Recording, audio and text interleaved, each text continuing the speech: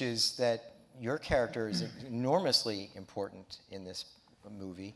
And by the way, the portrayal is, I know the detours that were taken to turn this into a Hollywood film, so I know when we're exactly on point and when Chris Weitz and the screenplay author came up with a different narrative strategy to tell the story. Mm-hmm.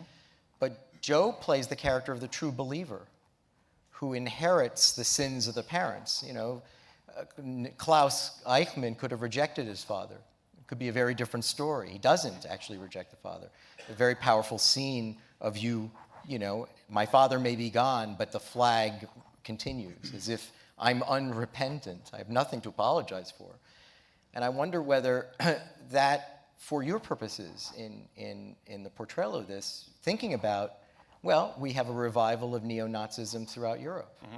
We have extremist right-wing groups throughout Europe. This has become an enormous problem. And we see it, by the way, the Unite the Right rally last year in Charlottesville. What they were chanting was, the Jews will not replace us. And so as Chris says, you know, one switch on the dial and we're back there. And I'm wondering whether this was part of your thinking as you played Nicholas. Klaus. Klaus, right. Isn't it I thought it was Nicholas Klaus, isn't it? I think Klaus is Nicholas. Yeah, Klaus. yeah, right. So we're okay. Right.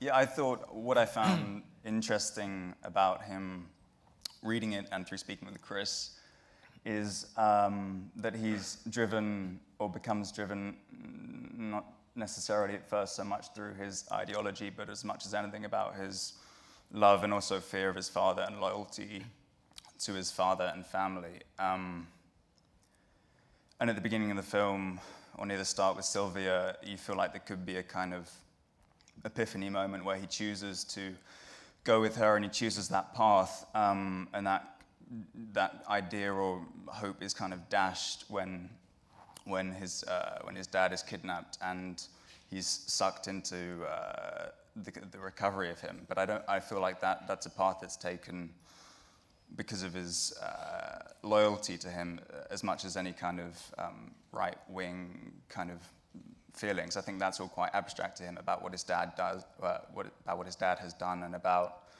what that actually means. I think it's quite abstract. There was a scene that wasn't in the final cut that he talks to his mum about what he's done and about whether he's actually done it, and it's as if he hasn't actually computed the kind of size and the scale of it. But as time passes, he finds himself drawn that way because of his affection for his dad. He gets sucked that way, and like you say, I mean, today the kind of continual rise of right-wing nationalism is as kind of prevalent as ever, or is very prevalent, and it's like Klaus, I think Eichmann had 4 children. I think Klaus was the only one who followed in his footsteps and kind of took that ideology into his own and followed his dad. From a filmmaking standpoint,